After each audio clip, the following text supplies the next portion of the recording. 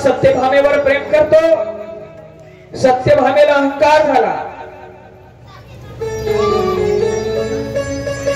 16,108 बायका असून देव माझ्यावर प्रेम करतात, मी देवाला जास्त आवडते, मी देवाला जास्त प्रिय आहे, देवाचं सर्वात जास्त प्रेम माझ्यावर आहे, याचा गर्व अभिमान अहंकार सत्यभामेला झाला। देवाला कळालं सत्यभामेला अहंकार झाला, अभिमान झाला। अहंकार अभिमान हे कुठेतरी थांबला पाहिजे, म्हणून देव म्हणले काहीतरी कृती करावी लागते, काहीतरी कृती करावी लागते। म्हणून जगाच्या बापानी सत्यभामेचा अहंकार घालवण्याकरिता, अभिमान घालवण्याकरिता एका साधूची योजना आखली। नारद महर्षी सारखे साधू गळ्यामध्ये विणा आहे, हातामध्ये रामटाळी आहे आणि मुखात भगवंताचं भजन आहे। द्वारकेत आले आणि भगवंताचं चिंतन नारद महर्षी करू लागले। नारायण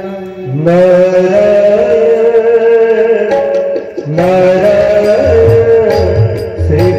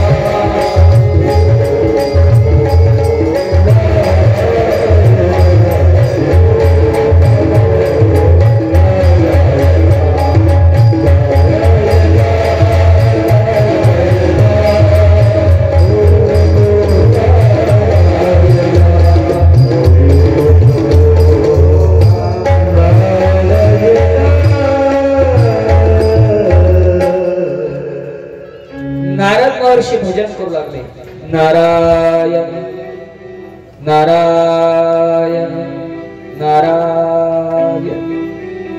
नारद महर्षी भजन करत असताना सत्यभामेनं पाहिलं. सत्यभामा मनातल्या मनात हसली. नारद महर्षीचं दर्शन केलं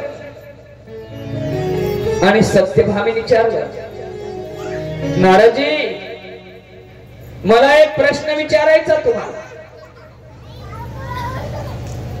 नारदजी म्हणले, विचारा. काय प्रश्न असेल पण योग्य प्रश्न विचारा, अयोग्य विचारू नका. विचारायचं चांगलं विचारा, वाईट विचारू नका. सत्यभामेने सांगितलं, महर्षी मला चांगलंच विचारायचं.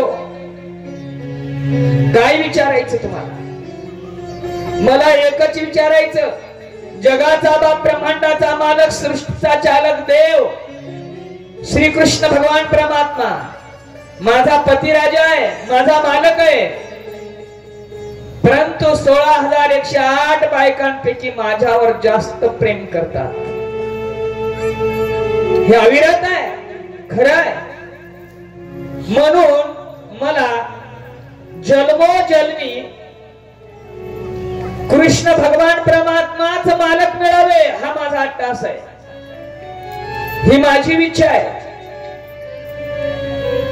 नारदजी म्हणले, सत्यभामा तुझी इच्छा पूर्ण होईल. जन्मोजन्मी तुला कृष्ण भगवान परमात्मा मिळतील.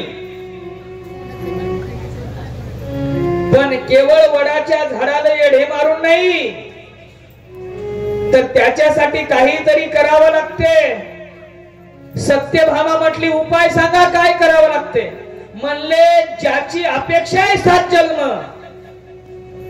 ज्याच्या सोबत 7 जन्म गाठायचे, आयुष्य घालवायचं, जन्मोजन्मी मालक मिळावा ही इच्छा आहे, त्या असणाऱ्या मालकालाच दान करावं लागते. त्या असणाऱ्या मालकाला, देवाला, कृष्णाला दान करावं लागते. दान कर. सत्यभामा म्हणली, दान कोण घेणार आहे देवाचं?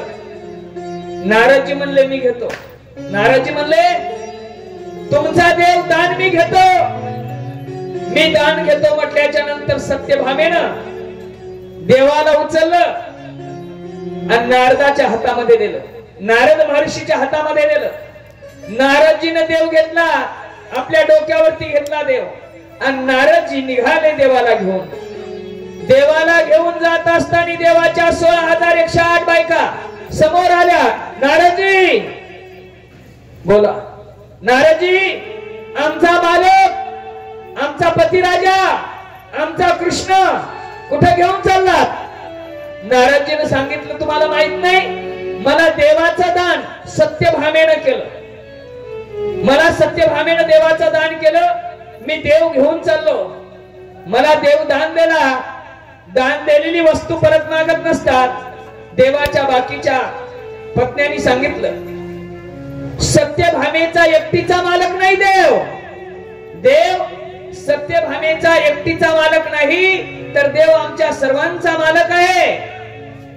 सत्यभामा एकटी दान देऊ कशी शकते? सत्यभामेने एकटीनं दान कसं दिलं आणि तुम्ही ते घेतलं तरी कसं? देव हा आमच्या सर्वांचा मालक आहे. सार्वजनिक जागा असेल ग्रामपंचायतची, एकटा माणूस लिलाव करू शकतो का? एकट्या लिलाव करू देतील का लोक? नाही. मग देव आमचा मालक आहे.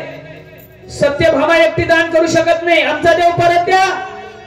नारदजी म्हणले, तुमचा देव तुम्हाला परत देतो, पण त्यासाठी एक उपाय करावा लागतो. काय? देवाच्या मोबदल्यात, देवाच्या वजना समान तुम्हाला काहीतरी द्यावं लागते. म्हणले, काय द्यावं? नारदजी म्हणले, सोनं, दागिने, जे काय असेल ते द्या. ते मी घ्यायला तयार आहे. देव परत घ्या. सत्यभामा जवळ होती. सत्यभामा म्हणली, माझा माहेर श्रीमंत आहे, माझा बाप श्रीमंत आहे, माझा बाप सावकार आहे, माझ्या बापाकडे फार पैसे आहेत, फार धन आहे. देवाला मी परत घेते. नारदजी परत आले, वजन काटा आणला, माप आणलं, देवाला एका पारड्यात ठेवलं. देवाच्या सर्व पत्न्या आपापल्या अंगावरचे दागिने टाकतात. सत्यभामेनं स्वतःच्या अंगावरचे दागिने टाकले, माहेरातले दागिने आणले, सर्वच आणले. देव म्हणले तू अख्खं जगातलं सोनं आणलं तरी पारडा हलत नाही, कारण हा उपक्रमच मी तुझा अभिमान घालवण्यासाठी राबवतो, तुझा अहंकार घालवण्यासाठी राबवतो. सत्यभामेनं होतं नव्हतं सर्व काही दागिने सोनं जे असेल ते सर्व टाकलं, पण देवाचं पारडं, देवाचं माप थोडं पण झुकलं नाही, थोडस पण झुकलं नाही. ऐका, देवाच्या बाकीच्या राण्यांनी सुद्धा, पत्न्यांनी सुद्धा अंगावरचे दाग दागिने सर्व काही टाकले, पण देवाची 16,108 पत्न्यापैकी एक पत्नी सर्वांच्या माग एका कोपऱ्यात बसली होती. ती म्हणत होती, देवा, ज्यांचे माहेर श्रीमंत आहेत, ज्यांचे बाप श्रीमंत आहेत, ज्यांच्या अंगावर दाग दागिने आहेत, सोनं आहे, चांदी आहे, अशा समोर येऊन देवा त्या पारड्यात दागिने टाकतात, पण माझ्याकडे काहीच नाही रे देवा, मी एक गरीब भिकारी रुक्मिणी आहे, माझ्याकडे काय आहे देवा? देवा, तुला देण्यासाठी, तुझ्या पारड्यात टाकण्यासाठी, तुला परत घेण्यासाठी माझ्याकडे काही नाही, फक्त प्रेमाचा धागा आहे देवा, दुसरं काहीच नाही. देवाच्या सर्व बायकांनी अंगावरचे दागिने टाकले, सोनं टाकलं, पारडा हल्लं नाही, माप झुकलं नाही. आई साहेब रुक्मिणी माता आक्रोश करू लागल्या, नेत्र अश्रू भरून आले होते. जगाच्या बापाने पाहिलं, मला कोणी सोडू शकत नाही, मला सोडवणारी फक्त एकटी रुक्मिणी आहे, एकटी रुक्मिणी आहे, एकटी रुक्मिणी, एकटी रुक्मिणी आहे, मला दुसरं कोणी सोडू शकत नाही, मला दुसरं कोणी सोडू शकत नाही. जगाच्या बापानं कानोख्या नजरेनं रुक्मिणीकडे पाहिलं आणि आवाज दिला, रुक्मिणी स्वस्त कशा बसवल्या?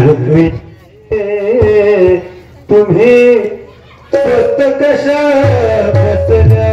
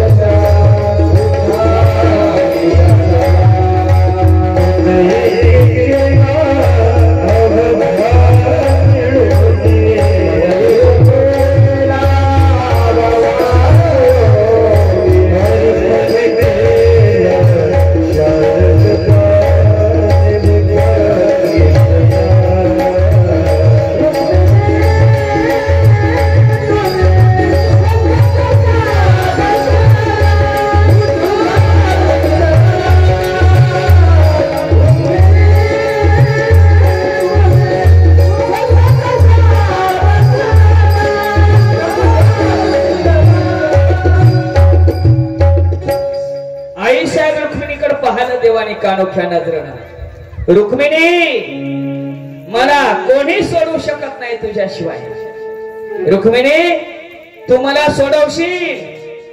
आई साहेब रुक्मिणी मातेनं देवाची आज्ञा पाळली. रुक्मिणी आई साहेब उठल्या, उठल्याच्या नंतर रुक्मिणी आई साहेब मापापर्यंत, पारड्यापर्यंत नाहीत गेल्या, तुळशी वृंदावनापर्यंत गेल्या.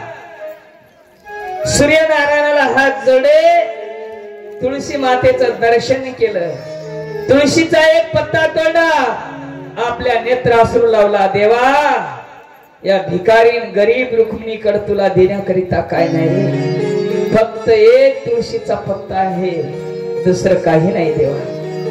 तुळशीचा पत्ता नेत्राश्रूने भिजवला, समोर आली, मापाचं त्या तराजाचं दर्शन केलं, देवाचं दर्शन केलं, नेत्राश्रूने भिजवलेला पत्ता आपल्या कपाळी लावला. देवा, तूच लाज राख आता माझी, तूच लाज राख. महाराज सर्वांचं दर्शन करून आई साहेब रुक्मिणी मातेनं तो नेत्राश्रीने भिजवलेला तुळशीचा पत्ता, तुळशीचं पान त्या पारड्यामध्ये ठेवलं, मापामध्ये ठेवल्याबरोबर तुळशी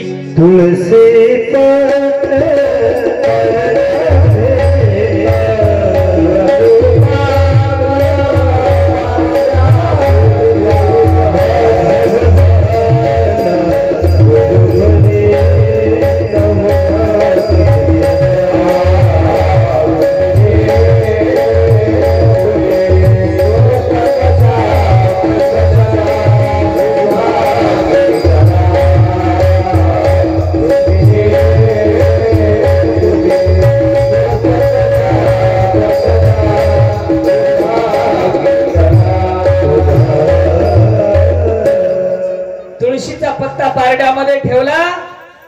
पारड्यामध्ये ठेवल्याबरोबर जगाच्या बापाचं माप पारडा हल्लं आणि बरोबरीला आलं. नारदासारख्या साधूच्या तावडीतून देवाची सुटका आई साहेब रुक्मिणी मातेने केली. सत्यभामेचा अहंकार, गर्व नष्ट झाला, अहंकार नष्ट झाला, अभिमान नष्ट झाला. सत्यभामेवरच देव का प्रेम करायचे?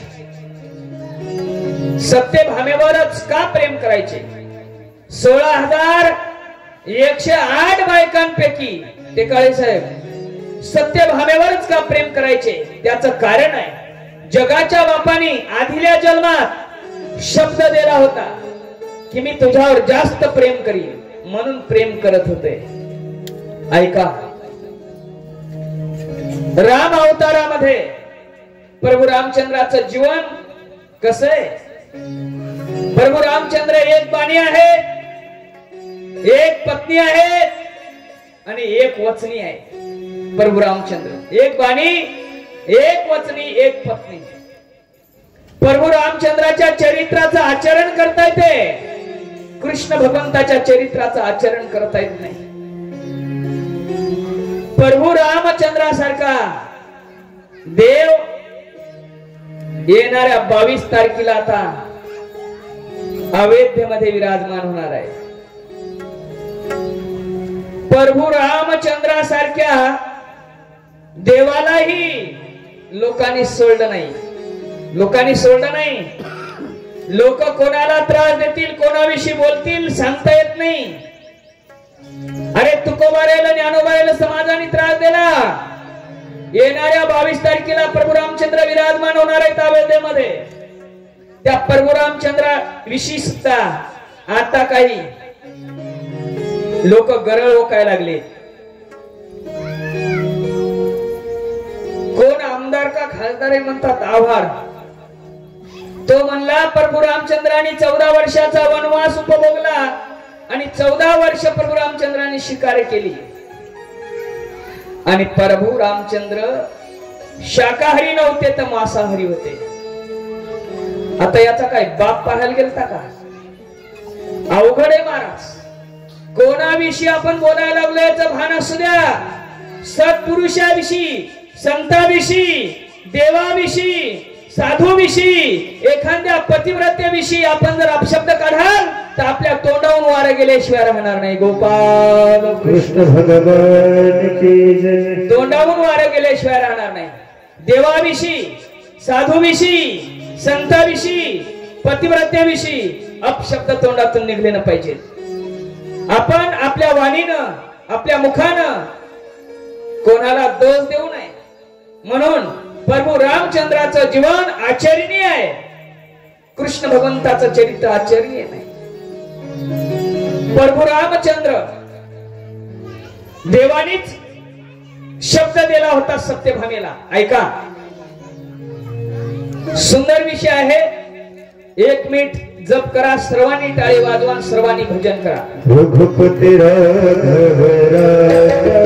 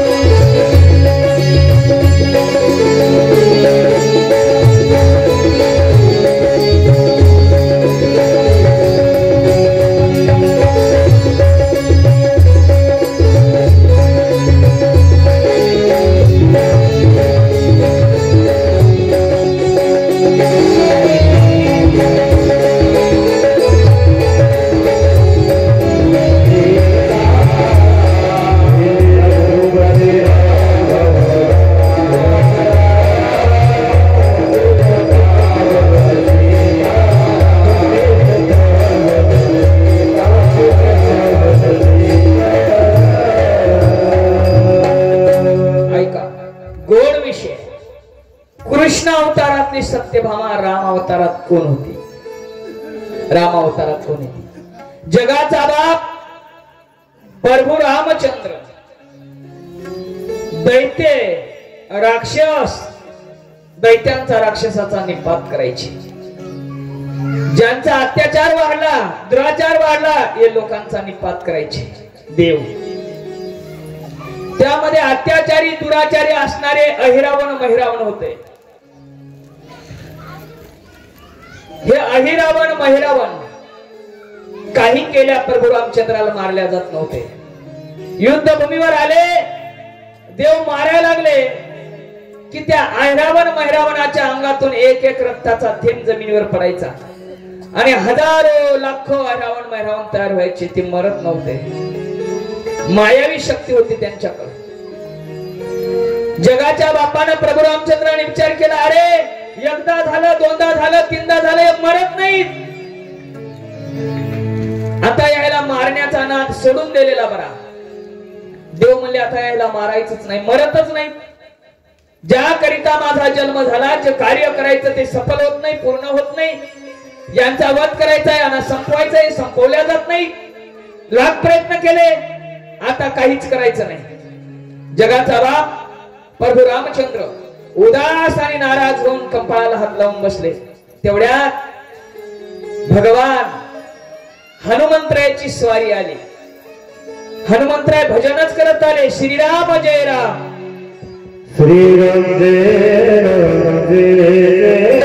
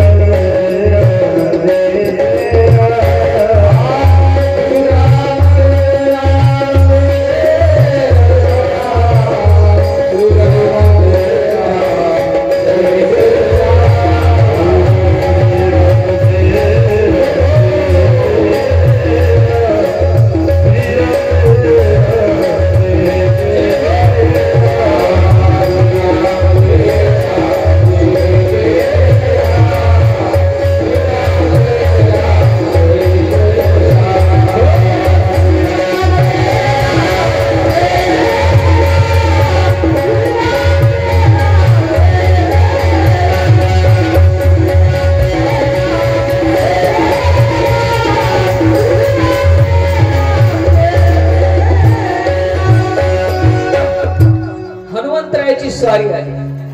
हनुमंतरायाचं भजन चालू होतं, श्रीराम जय राम जय जय राम चालू होतं भजन. श्रीराम जय जय राम भजन चालू होतं. भजन करत करत प्रभू रामचंद्रापर्यंत आले. देवा नतमस्तक झाले. प्रभू एवढे उदास का, एवढे नाराज का? देव बोलू लागले, हनुमंतराया ज्या कार्यासाठी माझा जन्म झाला ते कार्य जर सफल होत नसेल, ते कार्य ते काम पूर्ण होत नसेल, तर मग जीवन जगून काय उपयोग आहे? हनुमंतराय म्हणले, देवा झालं काय? म्हणले, अरे लाख प्रयत्न केले, अहिरावण महिरावण मरत नाहीत.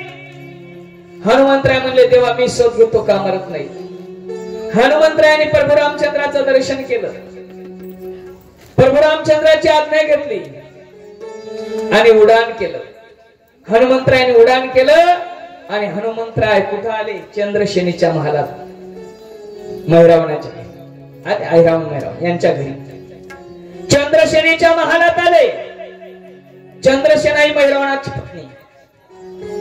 चंद्रसेनेला विचारलं, चंद्रसेने तुझा मालक नास्तिक आहे, दुर्जन आहे, दुष्ट आहे, अत्याचारी आहे, दुराचारी आहे आणि तुझ्या मालकाचं जीवन जगणं फार कठीण आहे. जगातल्या लोकांना त्रास होते, तुला त्रास, आम्हाला त्रास. जगाचा बाप प्रभू रामचंद्र, त्या प्रभू रामचंद्राला त्रास.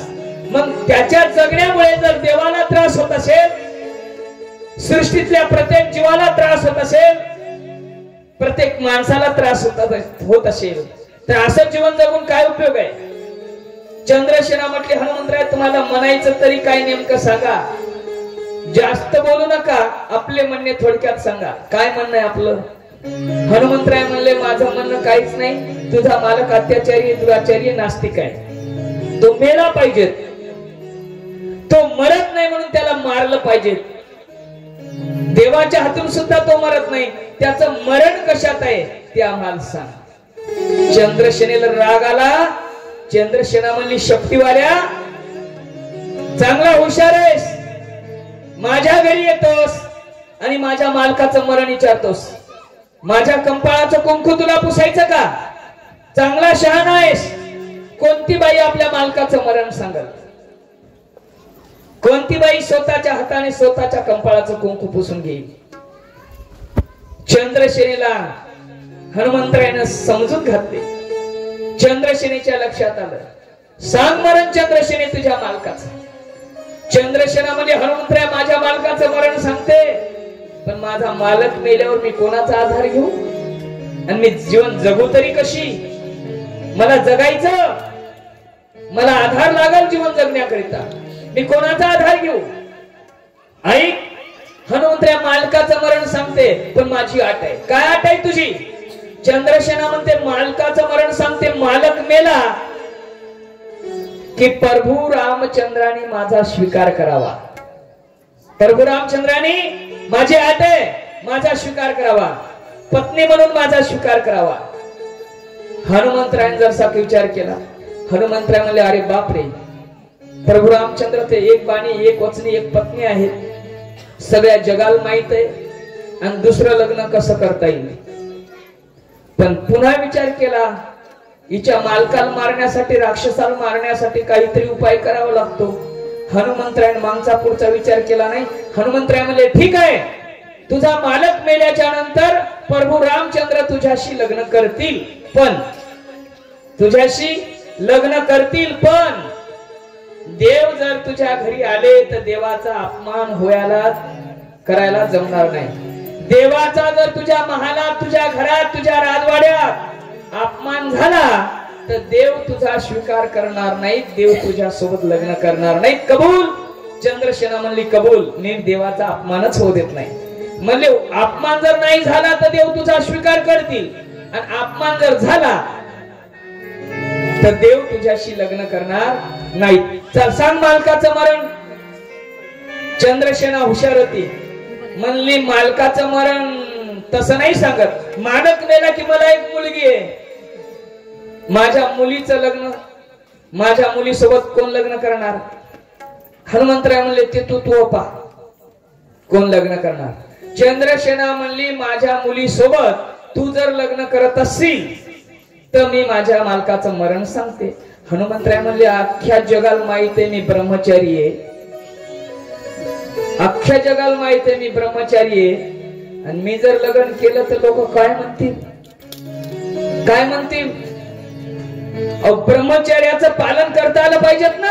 हनुमंतराय म्हणले, अख्ख्या जगाला माहित आहे मी पूजनीय आहे, मी वंदनीय आहे, अख्खं जग माझ्या चरणावर लोळते, लोकांची श्रद्धा आहे, निष्ठा आहे, भावना आहे, आणि मी जर लग्न केलं तर अवघड होईल.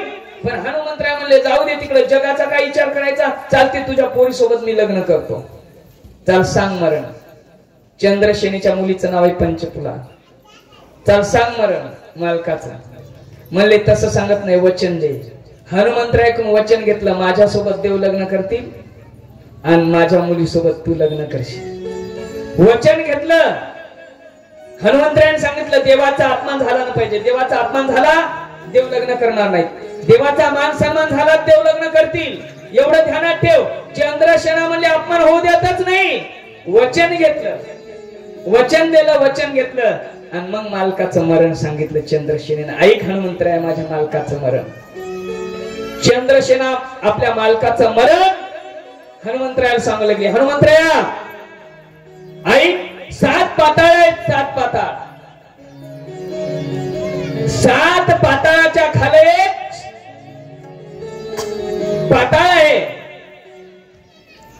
तल, तलातल, अतल, सुतल असे जे पाताळ आहेत, खालं 7 लोक आहेत महाराज, खालं 7 लोक आहेत.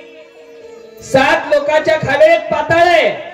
त्या पाताळात एका देवीचं मंदिर आहे. त्या देवीचं नाव आहे महिकावती. महिकावती नावाच्या देवीचं मंदिर आहे.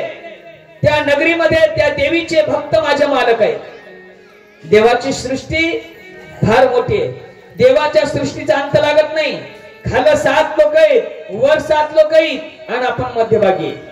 देवाच्या सृष्टीचा मेळ लागत नाही. आपल्याला वाटते आपण मध्यभागी आहे तर काय नाही. वरती 7 लोक, खालती 7 लोक. काय जीवन आहे.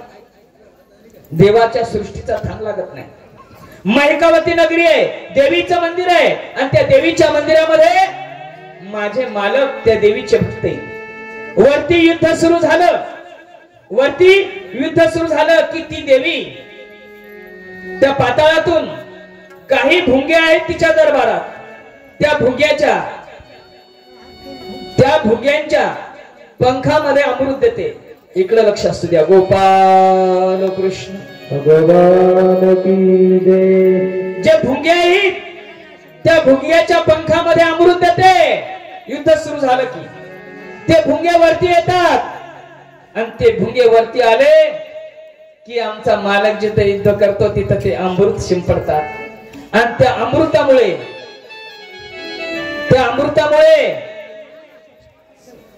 आमचा मालक मरत नाही, जिवंत होतो. हनुमंतराया, आमच्या मालकाला मारायचं असेल तर त्यासाठी एक करावं लागेल. काय? तुला महिकावती नावाच्या नगरीत जावं लागेल, पाताळात. आणि त्या पाताळात जाऊन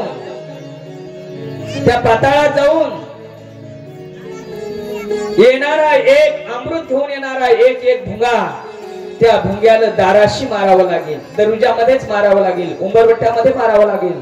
वरती येऊ द्याय जमणार नाही. तेव्हा आमचा मालक मरल. आलं का लक्षात? हनुमंतरायानं ऐकलं. कसं मरण आहे ध्यानात घेतलं आणि चंद्रसेनीच्या महालातून उडान फुटलं. उडान केलं जिथं प्रभू रामचंद्र बसलेले होते. लगेच तिथं प्रभू रामचंद्राजवळ भगवान हनुमंतराय आले. प्रभू रामचंद्राचं दर्शन केलं. सांगितलं, मालक, प्रभू, देवा, आता युद्ध करा. प्रभू रामचंद्र म्हणले, युद्ध करायचं नाही हनुमंतराय. अरे काही केलं तरी ते मरत नाहीत. हनुमंतराय म्हणले, देवा, परत युद्ध करू नका, पण आता एकदा करा. माझा ऐका. प्रभू रामचंद्र म्हणले, हनुमंतराय, आता तुझं ऐकावं लागेल. ऐकतो. म्हणले, युद्ध करा. लगेच हनुमंतरायाने उडान ठोकलं. पाताळात गेले.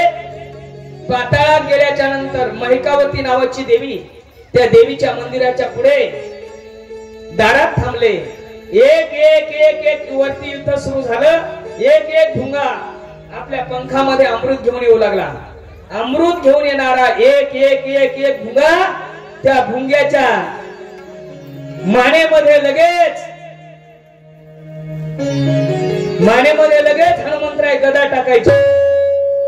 गोपाल कृष्ण भगवान की